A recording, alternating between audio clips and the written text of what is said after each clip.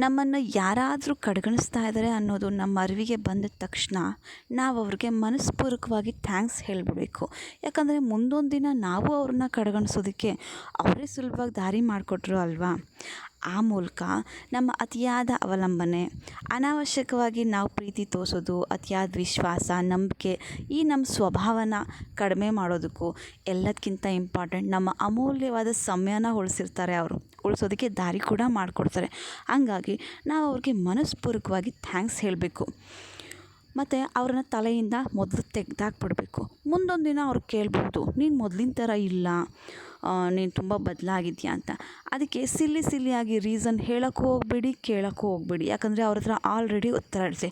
ಅಯ್ಯೋ, ಆ ಟೈಮಲ್ಲಿ ನಾನು ತುಂಬ ಬ್ಯುಸಿ ಇದ್ದೆ, ನಿನ್ನ ಫೋನ್ ಕೂಡ ರಿಸೀವ್ ಮಾಡೋಕ್ಕಾಗಲ್ಲ, ನಿನ್ನ ಮೆಸೇಜ್ ರಿಪ್ಲೈ ಕೂಡ ಮಾಡೋಕ್ಕಾಗಲ್ಲ ಅಂತ. ಹಾಗಾಗಿ ಕೇಳೋಕ್ಕೆ ಹೋಗಬೇಡಿ.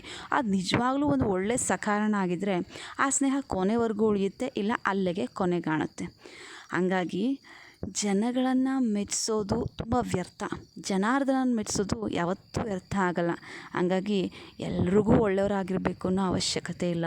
ಭಗವಂತನಿಗೆ, ನಮ್ಮ ಆತ್ಮಕ್ಕೆ ನಾವು ಒಳ್ಳೆಯವರಾಗಿದ್ದರೆ ಸಾಕು. ಅನ್ಕಂಡೀಷ್ನಲ್ ಲವ್ ಅನ್ನೋದು ಎಲ್ಲ ಕಡೆ ಸಿಕ್ಕಲ್ಲ, ಆದರೆ ಎಲ್ಲೋ ಒಂದು ಕಡೆ ಸಿಕ್ಕೇ ಸಿಗುತ್ತೆ. ಹಂಗಾಗಿ ಎಲ್ಲಿ ನಿಜವಾದ ಪ್ರೀತಿ ತೋರಿಸ್ಬೇಕು, ಎಲ್ಲಿ ನಿಜವಾದ ಪ್ರೀತಿನ ನಾವು ತೊಗೋಬೇಕು ಅನ್ನೋದು ಕೂಡ ನಮ್ಗೆ ಅರಿವು ಬರೋದು. ನಮ್ಮನ್ನು ನಾವು ತುಂಬ ಸ್ಟ್ರಾಂಗ್ ಮಾಡ್ಕೊಳ್ಳೋದಕ್ಕೆ, ನಮ್ಮ ಸೆಲ್ಫ್ ಲವ್ನ ಇಂಪ್ರೂವ್ ಮಾಡ್ಕೊಳ್ಳೋಕ್ಕೆ ಈ ಕಡೆಗಣಿಸೋರೇ ಒಂದು ರೀತಿ ಕಾರಣ ಆಗಿರ್ತಾರೆ.